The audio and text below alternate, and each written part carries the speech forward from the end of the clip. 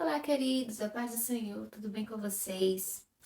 Bom, no vídeo de hoje, como vocês já puderam observar no nosso título, vamos falar sobre o que fazer quando o desânimo chega. Eu acredito que seja um tema de muita importância, onde nós vamos aprender muito.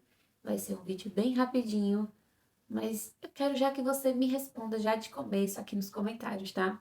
O que fazer quando o desânimo chega? E o desânimo vem? E ele realmente aparece? Sim. E é o que nós veremos no vídeo de hoje. Bom, queridos, vivemos em um mundo, onde várias coisas acontecem para nos deixar tristes, nos desanimar, onde são várias situações que vêm até nós, nos fazendo pensar se realmente vale a pena continuar servindo a Deus. Por que que os que servem a Deus também passam por esse momento de desânimo? O que fazer? Como reagir? E eu acredito totalmente que a Bíblia tem resposta para tudo, até mesmo para essa questão. O desânimo é algo real? Ele vem? Por que que ele vem? São tantos questionamentos que podem vir sobre nós como pessoas, como cristãos, como seguidores de Cristo. Por que que o desânimo vem? Se eu estou realmente vivendo tudo que Deus me ordena viver, tudo que está na Bíblia, por que que o desânimo vem? Por que tantas setas, tantos pensamentos, tantas coisas vêm? De antemão, como na maioria dos nossos vídeos, eu vou pedir que você, por favor, abra sua Bíblia.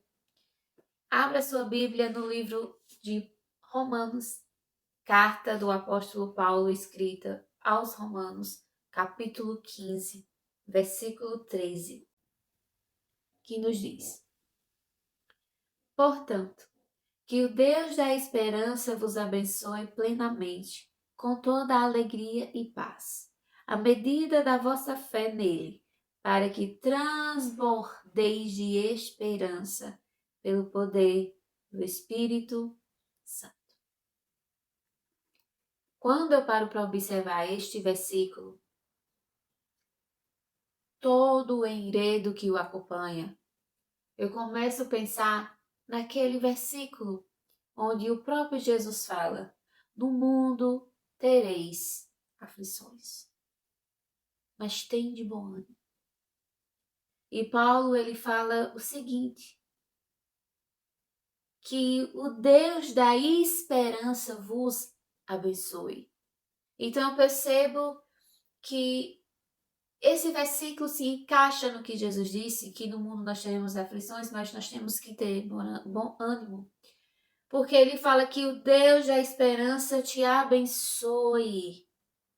Ou seja, então, que o Deus que transborda essa esperança, que Ele te abençoe, que Ele esteja contigo. Então, por que que vem tantas tribulações? Por que que vem tantas opressões? Por que que vem tanta dificuldade sobre o seguidor de Cristo?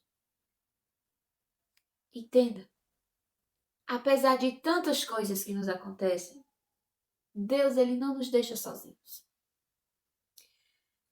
Tudo isso acontece para que nós possamos aprender a depender mais de Deus. Porque quando nós não passamos por dificuldades, a gente tende a levar tudo de maneira mais tranquila. Se pudermos falar desta maneira, quando as coisas começam a andar da forma que nós queremos, nós temos esse autocontrole sobre as coisas, a gente começa a querer talvez se achar um pouco mais. Permita-me, por favor, que eu aborde desta maneira. Quando a gente conhece um caminho com toda a certeza, a gente consegue trilhar sem precisar de uma ajuda, certo? Quando você vai fazer uma prova em uma instituição, seja faculdade, seja escola, ou até mesmo no trabalho, quando você vai exercer uma função ou fazer uma prova de determinado assunto que você já domina, você acaba meio que deixando mais leve, deixando um pouco de lado a questão de buscar entender mais para resolver tal prova, para resolver tal questão ou para exercer tal trabalho, já que você já sabe. Quando nós já sabemos, a gente tende a não querer estudar tanto por já dominar determinado assunto. E eu entendo que se a nossa vida fosse cheia só de alegrias 24 horas, 7 dias da semana, nós, como seres humanos, poderíamos tender a deixar um pouco de lado essa questão de buscar mais ao Senhor, de depender mais de Deus. Eu entendo dessa maneira. E Jesus disse que no mundo nós teríamos aflições, então ele não nos prometeu sorrir o tempo todo, mas ele prometeu estar conosco, independentemente se estamos sorrindo, se estamos chorando, se estamos caminhando, se estamos querendo parar. Então, apesar das tristezas que vêm, do desânimo que nos abate, nós precisamos entender que em Deus nós vamos conseguir passar por esses momentos de desânimo.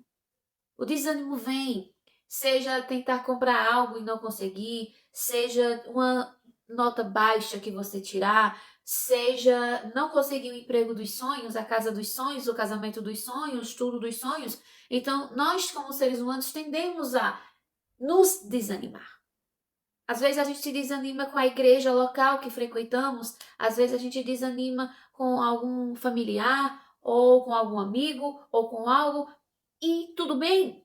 Nós, como seres humanos, a gente tende até mesmo a querer desanimar quando Deus não nos responde da maneira como nós queremos. E tudo bem desanimar por certo momento, mas a gente não pode tomar aquele desânimo como uma verdade absoluta de que agora, ok, tudo acabou, não tem mais jeito para nada. Deus me abandonou.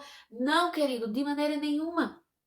Nós temos que entender que o desânimo vem, mas nós temos a presença daquele que é fiel e poderoso para tirar todo o desânimo.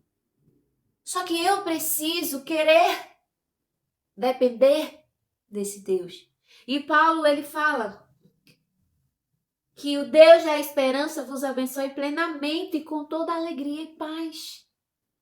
Ou seja, apesar do seu momento triste, difícil, de desânimo, que Deus de esperança, Ele te abençoe com alegria, apesar de ter um momento que nós estamos desanimados, chorando, mas o Deus da alegria, Ele é fiel para nos encher de esperança e acreditar que com Ele, cada dia vai ser melhor do que o outro. E a Bíblia é clara quando ela fala que há tempo para tudo. Então tem o tempo de sorrir, tem o tempo de chorar, tem o tempo de estar animado e também tem o tempo de desanimar. Se eu puder colocar de forma categórica, provavelmente, vamos ver como o profeta Elias, ele se sentiu tão sufocado, talvez, que o desânimo o abateu, que ele resolve entrar numa caverna para se esconder porque está uma situação muito difícil. E ele começa, meu Deus, por que isso está acontecendo comigo? Se o Senhor me chamou para profetizar em teu nome, por que tamanha complicação veio sobre mim? E lá na caverna, desanimado, entristecido, com medo, Deus vem e se revela para Elias e fala com Elias. Então o Deus de esperança, ele vem para Elias e fala com Elias. Então entenda, querido, que apesar do momento que você está vivendo, mesmo que seja um desânimo, o Deus de esperança que nos dá paz e alegria é o Deus que fala conosco quando nós entramos na nossa própria caverna. Entenda isso, querido, que Deus, ele não veio para que nós viemos a viver uma vida inteira de lamentações, de choro, não, nada disso. Nós cremos e esperamos que mais na frente o Deus de esperança vai nos dar um escape. É necessário na vida de um ser humano, de um cristão, um seguidor de Cristo, é necessário que ele passe por várias situações, seja situações alegres, seja situações mais tristes, seja situações animadoras, seja situações desanimadoras. Então é necessário.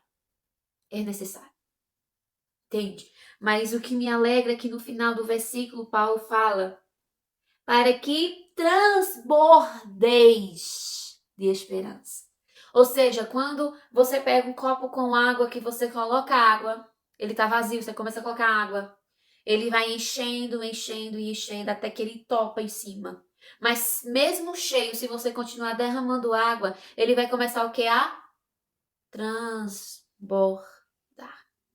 Então Paulo, ele fala que o Deus de esperança, que traz paz, que traz alegria, que traz renovo, que ele possa transbordar vocês de esperança, ou seja, que eu possa ter esperança para que Deus venha e me transborde de esperança, para que assim eu possa realmente acreditar mais ainda, com mais vigor, com mais esperança de que o Deus que prometeu ele é fiel para cumprir.